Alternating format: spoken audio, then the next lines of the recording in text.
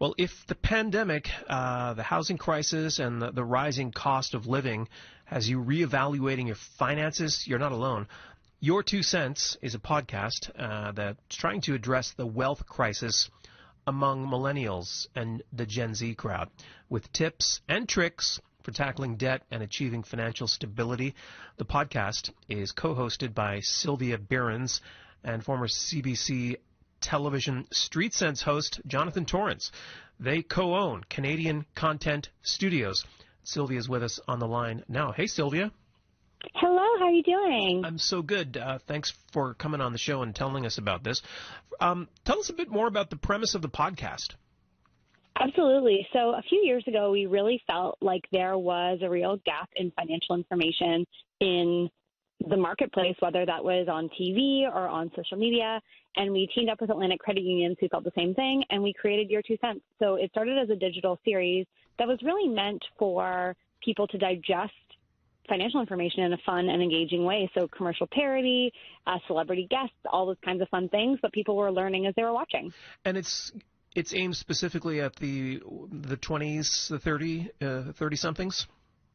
I would say so, for sure. I mean, I think there's something that anyone can learn at any age about money. I mean, things are changing in the world so much that it's kind of helpful everyday living advice for anybody, I would say. But definitely that sweet spot is that 20 to 30-something, people who are kind of moving through these big financial firsts and maybe aren't quite sure how to navigate them. We've been really taught to not talk about money. And so we're trying to break that down and have people comfortable talking about money because it's complicated and confusing and ever-changing. And we just think it should be something people talk about more. I think people like to talk about money. They don't like to talk about their actual income, how much they earn.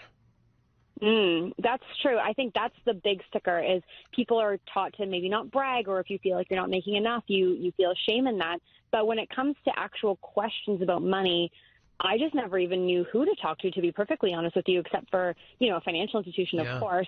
But could you have a conversation with a friend? It kind of felt taboo, to be honest. What kind of topics do you cover in your podcast?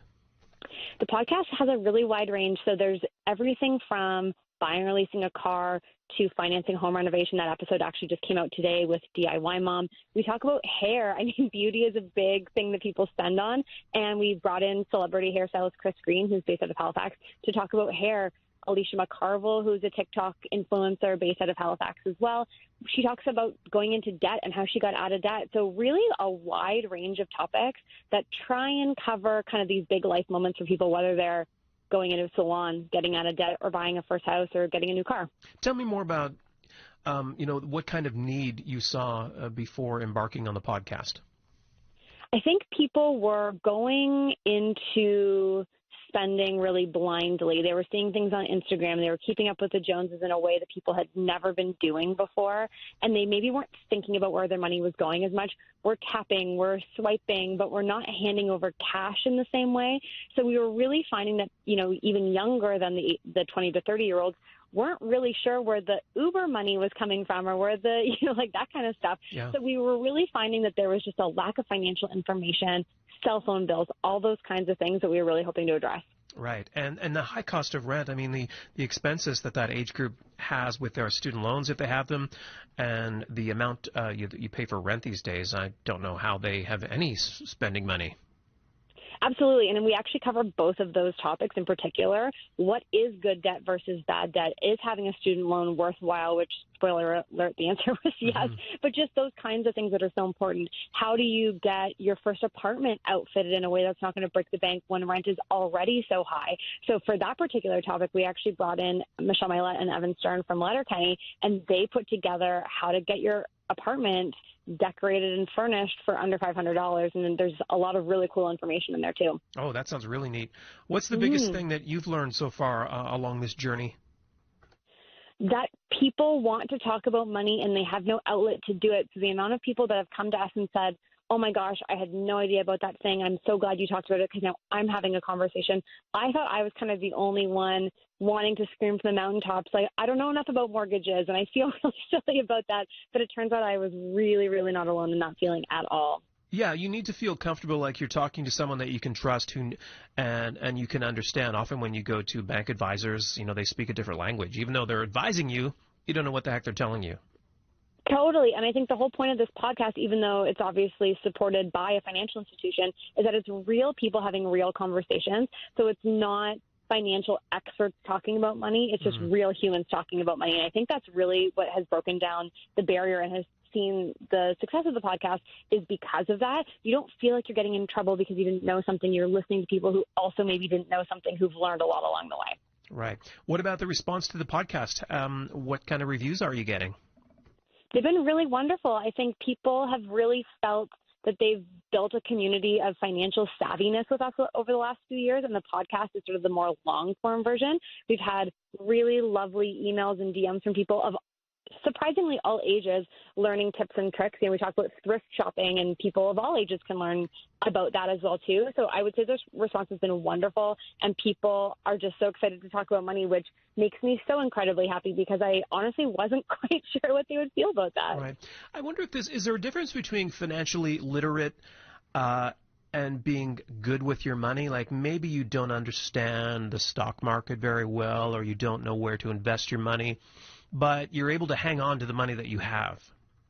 I think I'm the definition of that person. I'm trying so desperately to figure out what Bitcoin is, so I have no idea, but I'm really good with my money. And so I think you can certainly do that and, maybe have the appetite to want to learn more and connect with the right people to help you learn more. But you can absolutely be financially responsible and still have lots of things you don't know. Okay, well, give us some tips. I mean, why do you believe you're good with your money? One thing is because maybe you don't eat out a lot, or maybe you don't go shopping a lot.